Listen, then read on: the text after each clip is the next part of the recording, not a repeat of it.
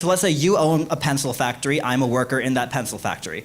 You can have all the machinery, you can buy all the raw materials you want, but without me, and presumably many others like me, to assemble the pencils, all you would have is a pile of wood, yellow paint, graphite, rubber, and aluminum. Okay. That would be worth, and that is worth less than the pencil when you try and sell it. And yet, all of that value added by labor, apart from the wages that you give me, which if we're being honest, there is a major power imbalance in our ability to negotiate that.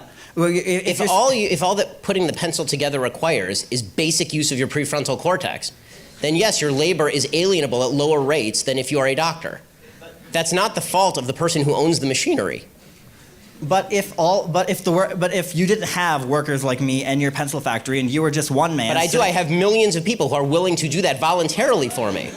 If you're just one person trying to assemble pencils, you're not going to get very far. You need workers. Capital needs labor infinitely more than labor needs capital. That's why you have worker cooperatives where the workers are the ones. I fundamentally disagree on the distinction between capital and labor. Capital is just a term for money. If you're talking about money, money does not grow from the ground. Money only has value because it was traded for labor at one point or the products of labor. So if I take my money and I buy machinery, I have invested my labor in doing that because I didn't get the money from nowhere. Even if I got it from my parents didn't get the money from nowhere. The people who built the machines required me to trade something of value to them in order for me to obtain the machines. The people who invented the machines required people to pay them in order to get the patent to that machine so they could build the machine.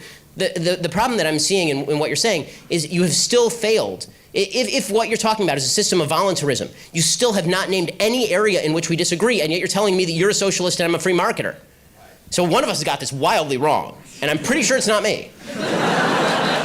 The differentiation I draw, and I'm not alone in this, I'm not one person trying to redefine anything, the differentiation I and many others like me draw between socialism and capitalism is that under capitalism, when you as the owner of the factory, you give me a wage. The wage could be $7.25, it could be $15, it could be whatever an hour, right? But you give me a wage, all the additional profit above made from selling the pencils or whatever good you produce above what is reinvested into the company ultimately goes to you or the investors, those who own shares in the means of production. Right. Under socialism, those people are the workers, and the example I give, again, is cooperative enterprise. No, those are the people who are investing the risk. So if they carry the risk, then they get the benefit. The owner of the factory carries the risk, therefore he gets the benefit. The workers in the company you mentioned, if that company were to go bankrupt, they would carry the risk as well as the benefit. If the company goes bankrupt, and this guy has to pay off all of his debts, the worker may lose his job, but he's not the one who's going to incur the debt of having gone bankrupt. If you incur risk, then you're the one who pays the downside. The worker does not pay the downside. Okay, it is the investor who pays the downside, who invested in all the machinery, who sunk millions of dollars into making your labor productive. Because guess what? Your labor is without that machinery. Gunk. Nothing. You don't have a pencil to put together. You don't got the wood. You don't got the paint. You don't got the rubber. You don't got the metal. You got nothing. Right? You're sitting there, standing outside, twiddling your thumbs.